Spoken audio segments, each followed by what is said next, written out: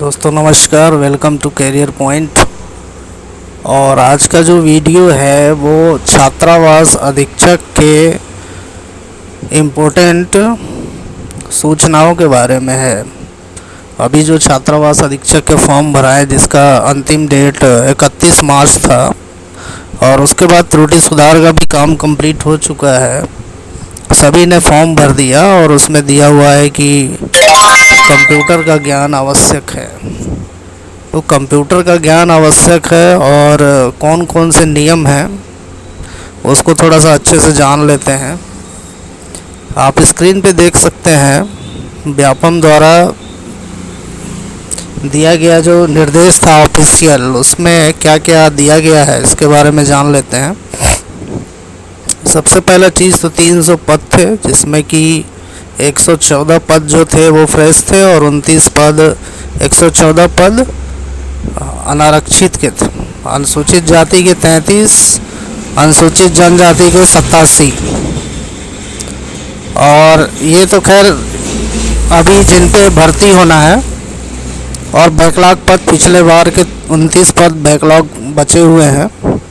और इसका जो वेतनमान है 5200 से 20,200 ग्रेड वेतन दिया गया है।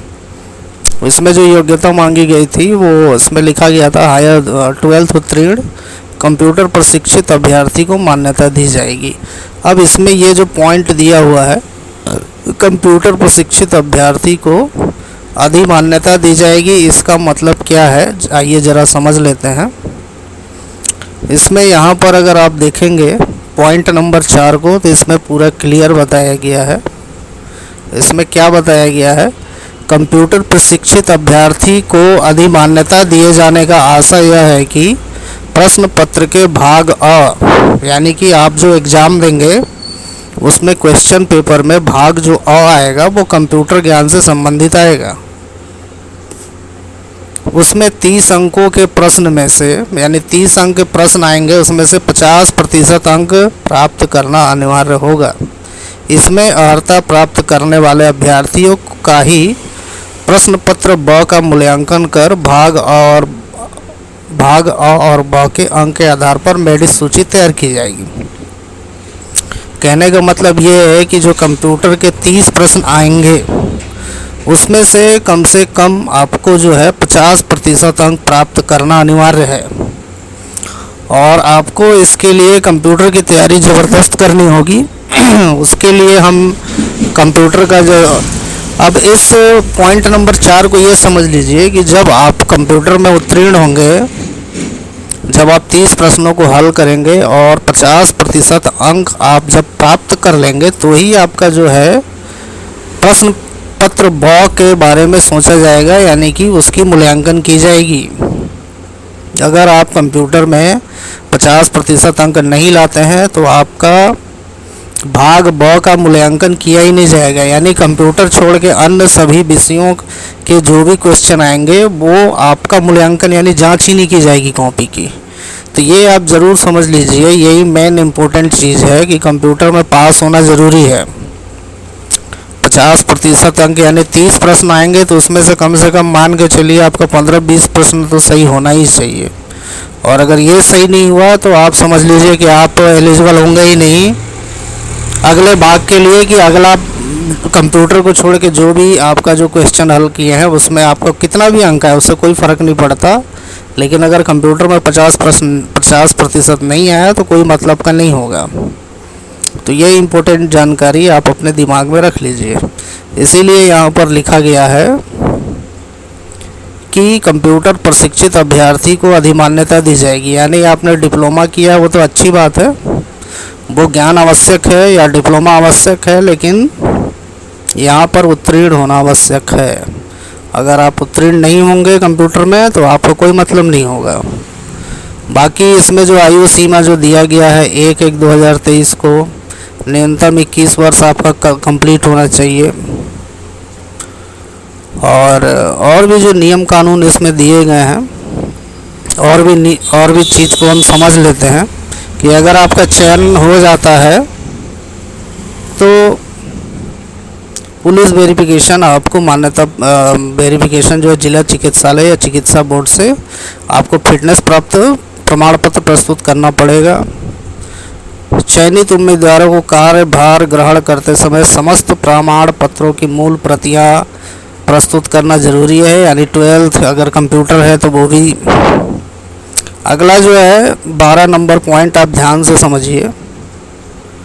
यह नियुक्ति पूर्णतः स्थायी है, अतएव नियुक्ति की निर्धारित शर्तों का पालन नहीं होने पर किसी भी समय सेवा समाप्त की जा सकती है। चयनित उम्मीदवारों को नियुक्ति 3 वर्षों की परीक्षा की अवधि पर की जाएगी, यानी कि ये अस्थायी है, स्थायी पद नहीं है।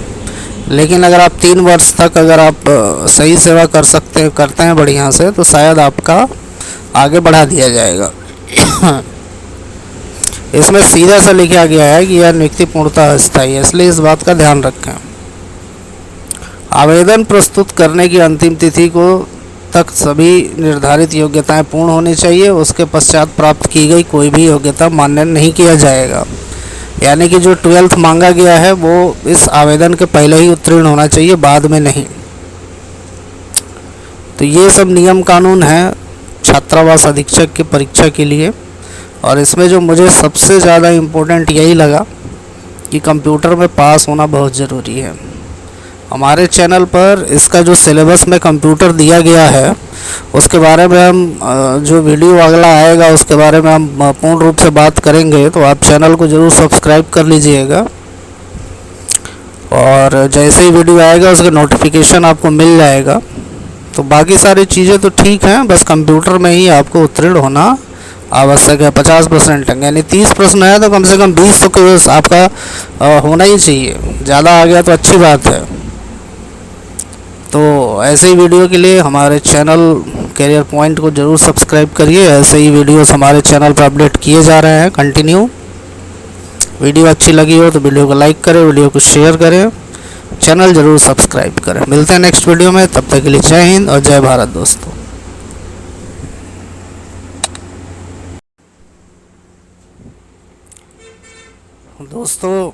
छात्रावास अधीक्षक का जो अभी निकला है उसमें जैसा कि आपने वीडियो में देखा कि कंप्यूटर के सब्जेक्ट में आपको 50% लाना आवश्यक है। तो हालांकि आप तो बहुत सारे बुक से तैयारी करेंगे, लेकिन कुछ इम्पोर्टेंट बुक्स ऐसे हैं जो आपके कंप्यूटर की तैयारी में या अन्य विषयों की तैयारी में बहुत ही आपका साथ देंगे या आपको गाइड करेंगे। इसके लिए वीडियो के डिस्क्रिप्शन में जाइए, वहाँ पर कुछ बुक्स के लिंक्स दिए गए हैं। आप जा कर के जो भी बुक आपको पसंद आती है उस बुक्स को आप ऑनलाइन परचेस कर सकते हैं। डिस्क्रिप्शन में उसका लिंक हमने दे दिया है, आप जाइए वहाँ पर रिसर्च कीजिए, बुक्स के बारे में पूरी जानकारी लीजिए और जो भी बुक आपको पसंद आए आप अमेज़ॉन से मंगा सकते हैं। तो मिलते हैं नेक्स्ट वीडियो में, तब तक के लिए धन्यवाद।